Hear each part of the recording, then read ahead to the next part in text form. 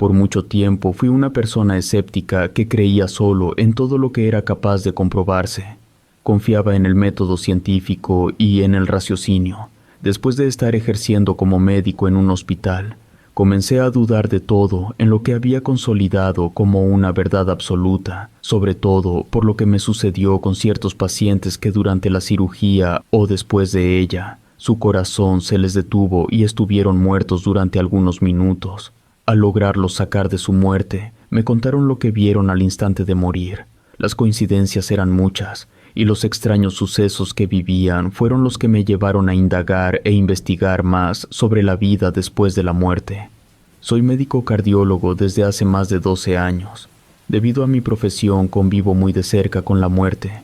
He tenido la alegría de salvar a muchos de mis pacientes, pero no todos han logrado sobrevivir. La primera vez que comencé a dudar sobre lo que había más allá de la muerte fue con un paciente al que le hice un trasplante de corazón.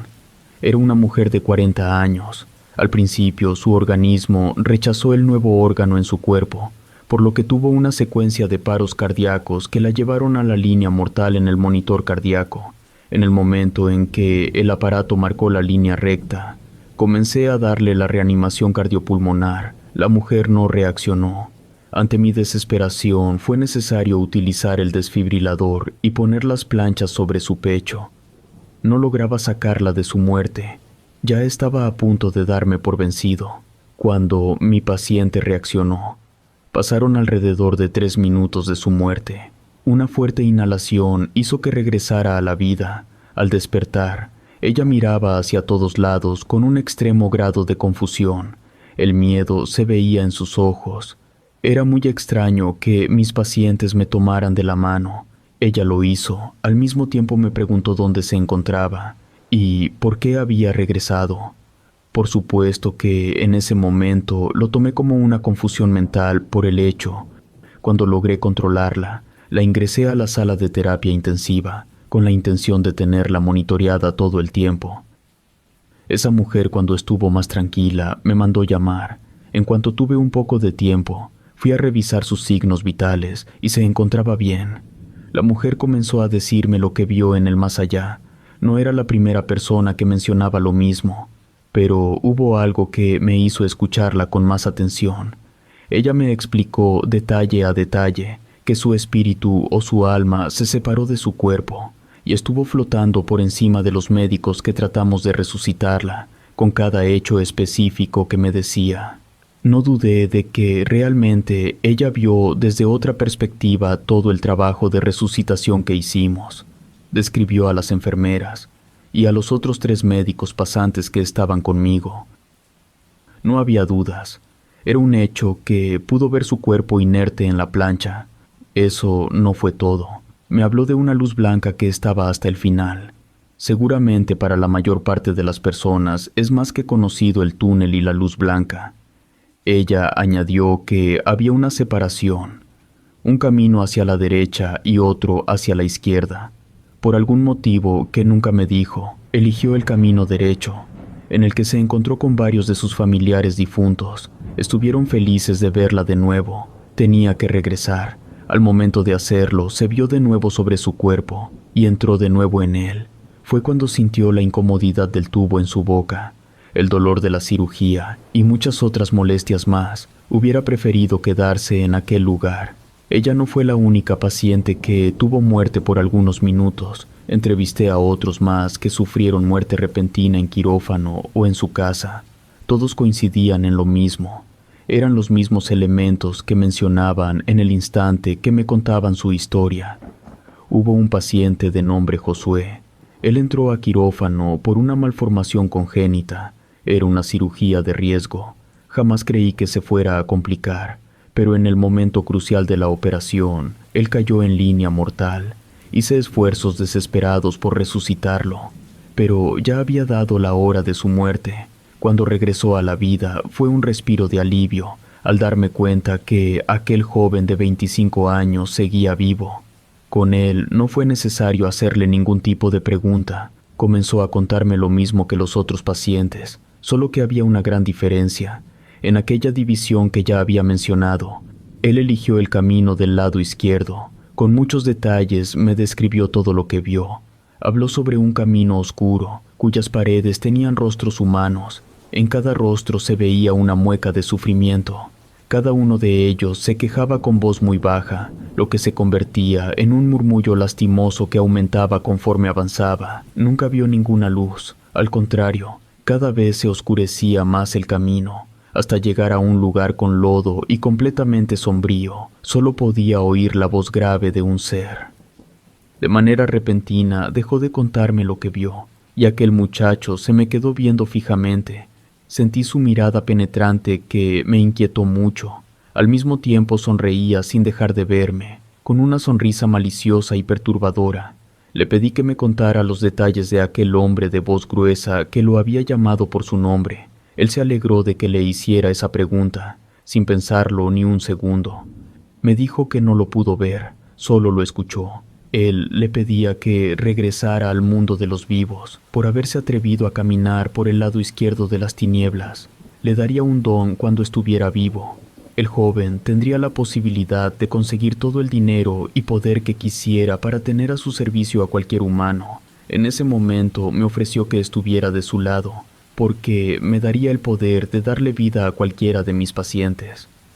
Por supuesto que todo lo que me dijo me pareció una barbaridad, y que todo era influencia de los medicamentos y del tiempo que al cerebro le hizo falta el oxígeno.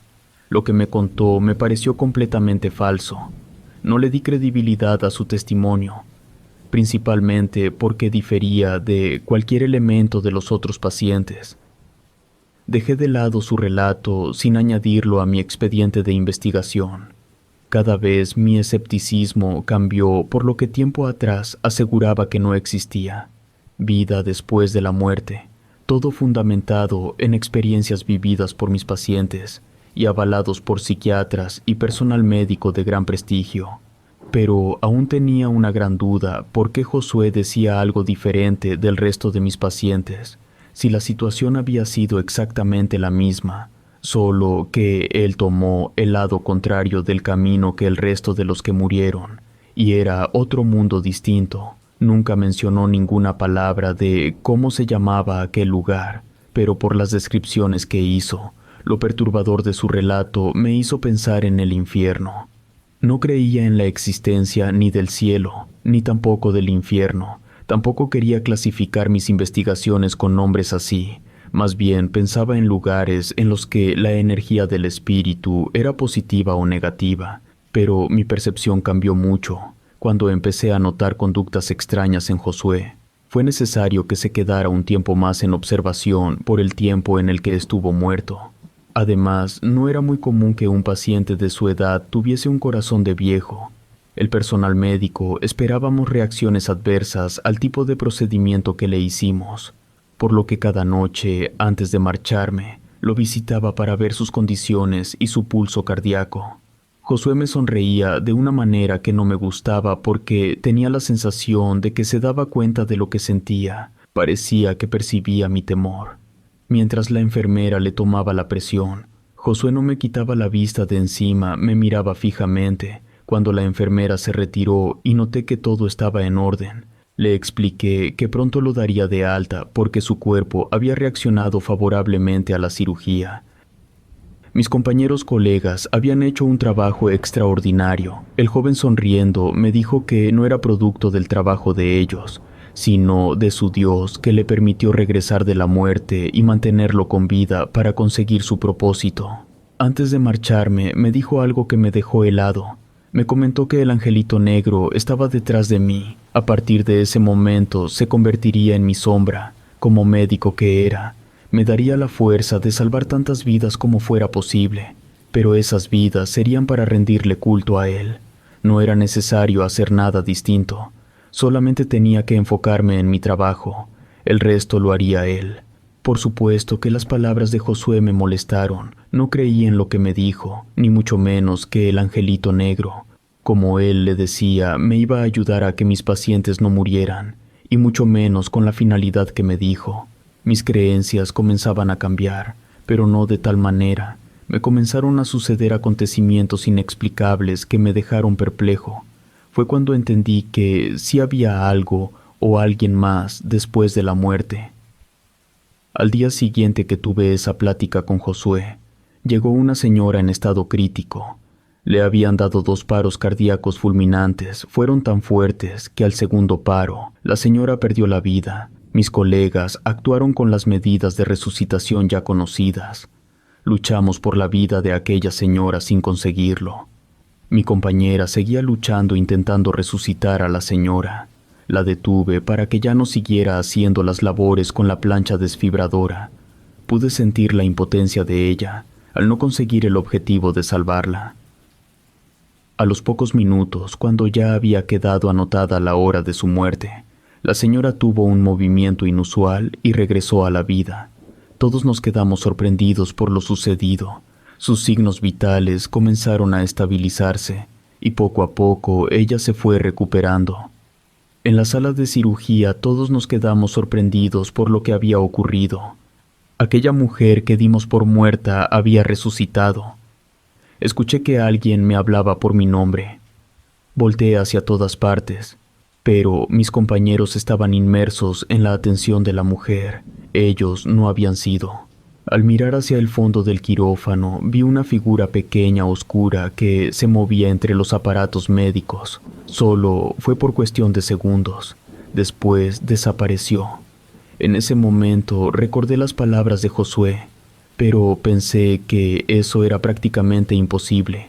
Aún dudaba del poder del demonio. Hasta ese momento no creía en sus palabras. Los familiares de la señora se pusieron muy contentos cuando les dije que ella estaría bien. Me abrazaron muy animados, porque ya venían de otro hospital en el que les dijeron que eran muy bajas las probabilidades de vida, y que yo lo hubiese conseguido era un milagro. Cuando la mujer salió de terapia intensiva y estuvo en condiciones de hablar, me acerqué con ella para hacerle el mismo cuestionamiento que al resto de los pacientes que habían muerto y regresaron a la vida. Ella, al igual que Josué, me platicó de la misma separación y que ella tomó el camino de la izquierda.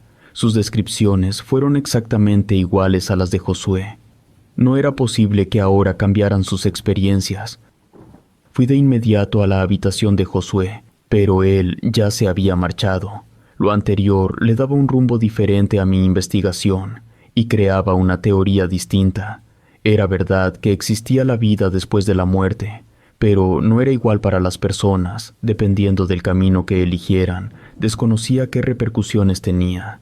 A partir de esa ocasión, ningún paciente se moría en quirófano por más grave que entrara, y bajo la premisa de que ya estaba desahuciado, de una manera inexplicable, salía adelante y se recuperaba favorablemente, en cada ocasión que la persona quedaba sin signos vitales, como síntoma de su muerte. Veía aquel ser diminuto que se movía dentro del quirófano. Les pregunté a mis compañeros si ellos también notaban la presencia de alguien dentro del quirófano. Ellos me respondían que era normal que sucedieran cosas extrañas, como el movimiento sin motivo aparente de las camillas o de los carritos con el material quirúrgico. Ya era por demás conocido por todos de que energías extrañas se quedaban dentro del cuarto de cirugía, principalmente porque la muerte estaba presente, y también por las almas de las personas que morían. Era verdad lo que ellos me decían. De cierta manera, estábamos acostumbrados a lidiar con esos acontecimientos inexplicables dentro del quirófano.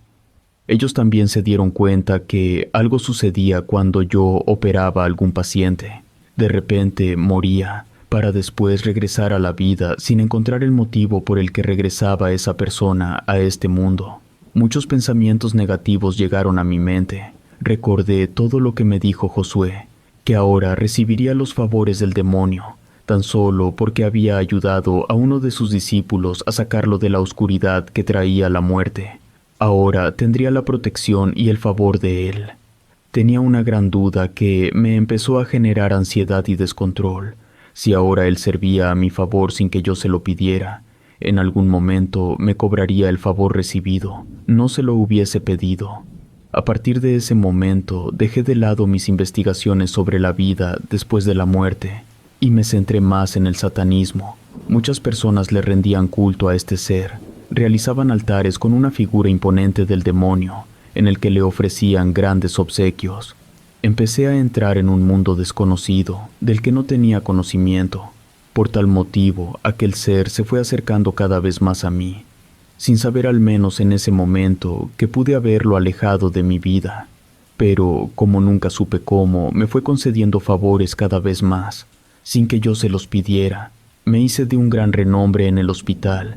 Ya era conocido como el médico que salvaba vidas.